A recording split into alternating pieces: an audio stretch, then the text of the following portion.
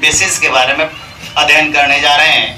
और इसका पहला बिंदु है जिस पर हम लोग ध्यान देंगे और देखेंगे कि कह रहा है कि अम्ल की जलीय विलयन में अम्ल द्वारा प्रदत्त हाइड्रोजन आयनों की मात्रा से उसकी अम्लीय शक्ति का निर्धारण होता है। अगर बाबू कहा जाए तो कोई भी अम्ल के पावर का निर्धारण उसके जल में मौजूद घुले हुए मात्रा के आधार पर होता है। यानी अर्थात कहा जा सकता है कि अम्ल का जलीय विलयन में अम्ल द्वारा जो हाइड्रोजन आयनों की मात्रा घुली हुई रहती है उसी से अम्ल का पावर का पता चलता है। कोई भी अम्ल कितना शक्तिशाली है, उसमें कितना पावर है, इसका निर्धारण उसके जलीय विलयन में घुले हुए हाइड्रोजन आयनों की मात्रा पर।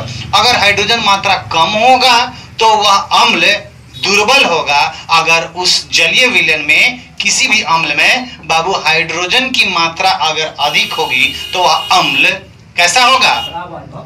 प्रबल अम्ल होगा। कैसा होगा? है ना? तो अब हम आगे इसको बढ़ते हैं, देखते हैं इसका परिभाषा देखते हैं। हम लोग कह रहा है वे अम्ल जो जल में घुलकर लगभग पूर्णतः आयनित हो जाते हैं। यानी वैसे अम्ल जो जल में घुल करके पूरी तरह आयोनाइज्ड हो जाते हैं, आयनित हो जाते हैं। तो आयनित होकर पूरी तरह पूर्णतः आयनित होकर और हाइड्रोजन आयन प्रदान करते हैं, ये हाइड्रोजन आयन देते हैं, उसे हम लोग प्रबल अम्ल कहते हैं। और प्रबल अम्ल में बाबू जैसे प्रबल अम्ल का उदाहरण है HCl हाइड्रोक्लोरिक अम्ल, है ना। उसके बाद आता है HNO3, है ना, नाइट्रिक अम्ल। फिर उसके बाद आता है बाबू H2SO4 सल्फ्यूरिक अम्ल। इसे हम लोग अम्लराज के नाम से भी जानते हैं। इसका यूज बैटरी के पानी वगैरह में होता रहता है। इसके अलावा भी बहुत सारे हम लोगों को प्रबल अम्ल देखने को मिलेंगे।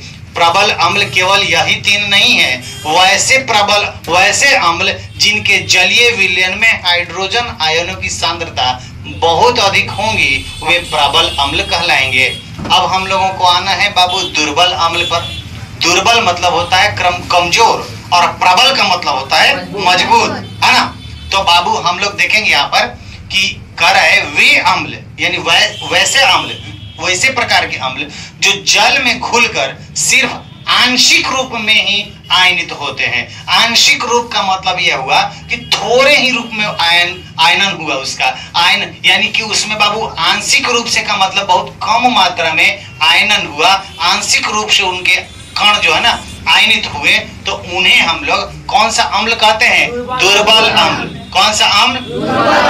यानी वीक एसिड। कौन सा एसिड? Weak acid. यहाँ पर है स्ट्रॉन्ग एसिड और यहाँ पर आ गया बाबू वीक एसिड। अब ये कमजोर अम्ल है, ये उतना इनके जलीय विलयन में हाइड्रोजन आयनों की सांद्रता बहुत कम होती है। जैसे बाबू H2CO3 कार्बोनिक एसिड हो गया, CH3COOH है एसिटिक अम्ल हो गया, H3BO3 ये बोरिक अम्ल हो गया। इसका यूज आप लोग ये सिरका हो गया बाबू, ये CH3COOH सिरका जिसे हम लोग अचार कहते हैं, जो हम लोग अचार खाते हैं उसमें ये सब एसिटिक एसिड पाया जाता है। ये बोरिक एसिड्स बाबू ये मरहम के रूप में हम लोगों को यूज किया जाता है।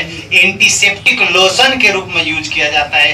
घाव फोड़ा फुंसी पर भी इनका यूज किया जाता है। प्रायः मेडिसिनल यूज होता है, इनके दवाओं के रूप में इनको यूज किया जाता है। ये अब करें आंशिक रूप से आयनित होने के कारण इनके जलीय विलयन में हाइड्रोजन आयनों की संख्या अपेक्षाकृत कम होती है। जो दुर्बल अम्ल होते हैं मेरे बाबू, जो दुर्बल अम्ल होते हैं, वीक एसिड होते हैं बाबू, उनके आयनों में बाबू उनके जलीय विलयन में क्या होता है? वह हाइड्रोजन आयनों की संख्या बहुत कम होती है। दुर्बल अम्ल के जलीय विलयनों में हाइड्रोजन आयनों की संख्या बहुत कम होती है। तो इस प्रकार हम लोग प्रबल अम्ल एवं दुर्बल अम्ल के बारे में सीख चुके हैं। मुझे आशा है कि आप सबों को ये टॉपिक और ये बिंदु बहुत ही अच्छे से समझ में आ गया होगा। आप लोग अपनी प्रतिक्रिया और अपना राय कमेंट में जरूर बताएंगे, और कोई भी प्रॉब्लम हो, कोई भी परेशानी हो तो आप हमसे इसके बारे में कमेंट करके पूछ सकते हैं। विशेष के लिए धन्यवाद। मिलते हैं।